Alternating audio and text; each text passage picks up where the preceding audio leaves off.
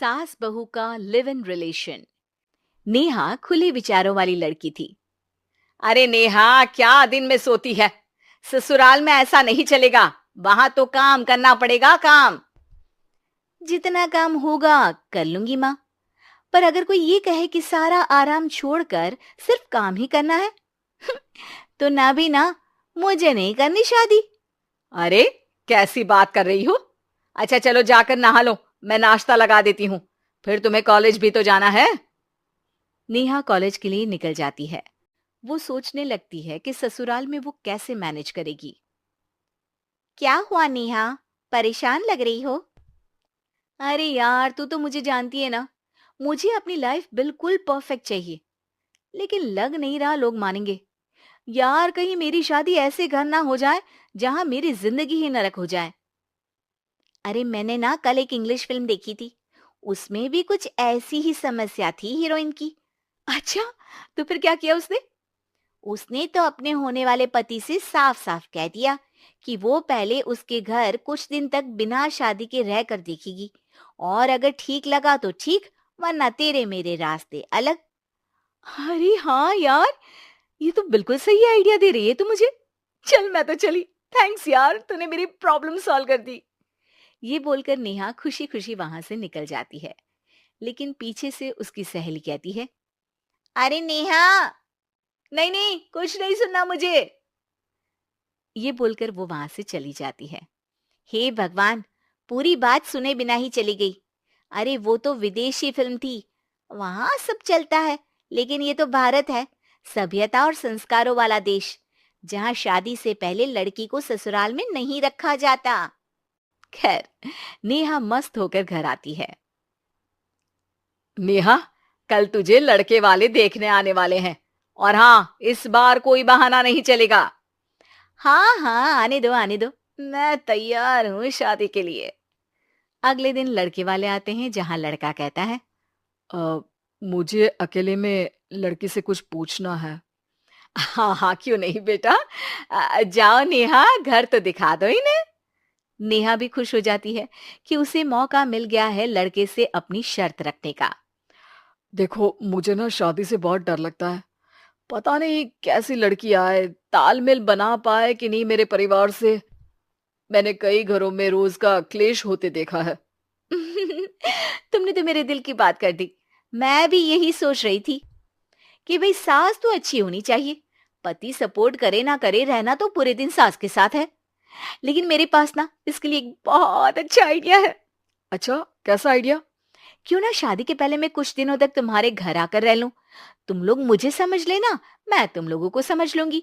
ठीक लगा तो शादी, वरना टाटा बाय बाय। क्यों? लड़के को नेहा की बात में दम लगता है। वो घर के सभी लोगों के सामने नेहा की बात रखता है।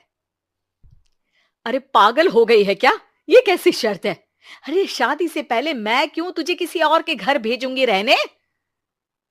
अरे लड़की के ख्याल तो 20 साल आगे के हैं, इतनी भी खुले विचारों वाली लड़की नहीं चाहिए हमें। अरे माँ, क्या बुरा और गलत बोल रही है ये। रहना तो हम दोनों का है ना। कल को कोई परेशानी आई तो तुम सब तो ये बोलकर निकल जाओगे कि जिंदगी तुम लोगों को ही निभानी है। तुम लोगों को जो करना है करो। तब क्या करूंगा बताओ? सबके समझाने पर वो लोग मान जाते हैं। वाह, मैं 2-3 दिनों में पैकिंग कर लूंगी, तो आकर मुझे ले जाना। और नेहा पहुंच जाती है विशाल के घर। आओ आओ, ये रहा तुम्हारा कमरा। इस घर में तुम एज अ गेस्ट रहो, लेकिन माँ तुम्हें बहू की तरह ही ट्रीट करेंगी। और तुम भी उन्हें सास की तरह ही रखना। बस फिर क्या था, शुरू हो जाता है लिव इन सास बहू का ड्रामा।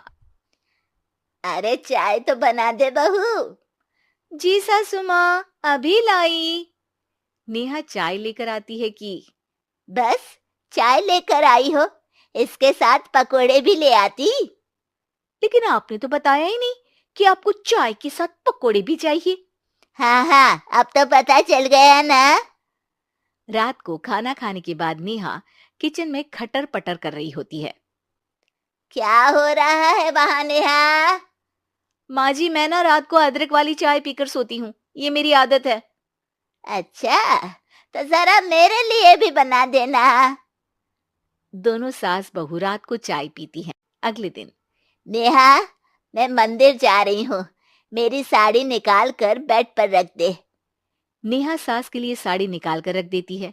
वो देखती है कि उसके आने के बाद से सास ने घर का कोई भी काम करना छोड़ दिया है। यार मैं क्या करूं? ऐसा ससुराल तो मुझे नहीं चाहिए था जिसमें मैं ही सारा काम करूं। मैं तो ऐसा घर चाहती हूँ जहां सास और बहू दोनों मिलकर किचन में काम करें। हे भगवान, रात को चाय पी ली, पेट में गैस बन गई, अब तो चला भी नहीं जा रहा है।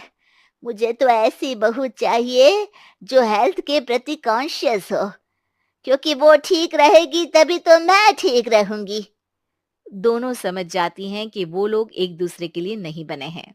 अगले दिन, नेहा, जरा चाय तो ले आना। नेहा चाय के साथ चिला भी बनाकर ले आती है।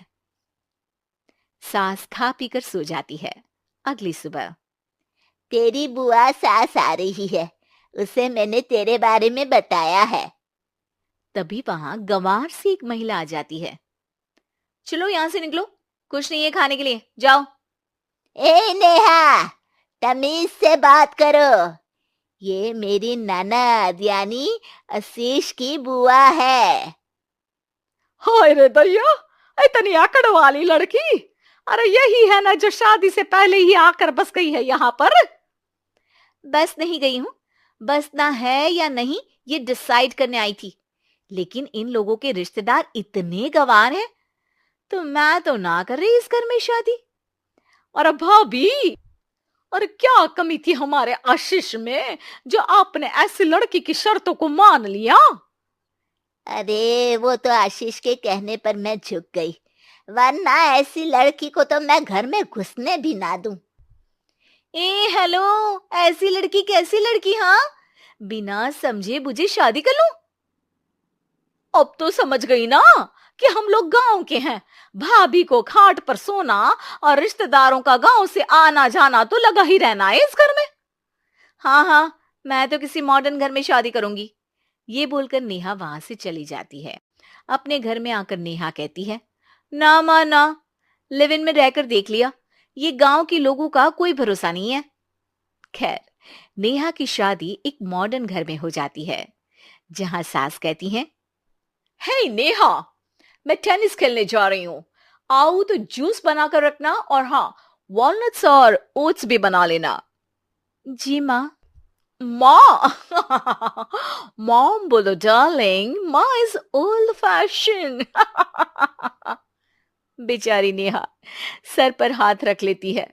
हे भगवान, ये सास तो सास ही होती है, गांव की हो या शहर की।